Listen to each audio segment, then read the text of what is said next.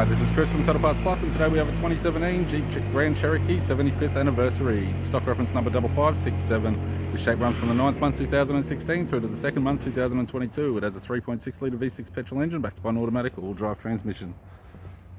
3.6 litre V6 petrol engine. We have the left-hand headlight, left-hand fog light with surround, left guard appears to have no damage, left front 20-inch factory alloy mag with a good tyre, left power door mirror, both left-hand doors appear to have no damage.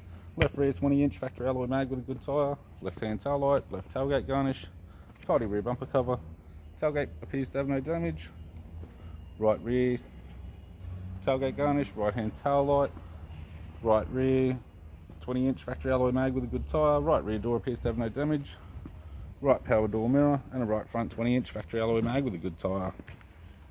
We have the driver's side door trim, power window master switch. This vehicle is fitted with black leather interior. Automatic type console, automatic gear shifter, heater controls, sat nav display screen, interior mirror, courtesy lamp, left hand sun visor, right hand sun visor, instrument cluster, and a tidy 3-spoke leather steering wheel with cruise audio and phone buttons.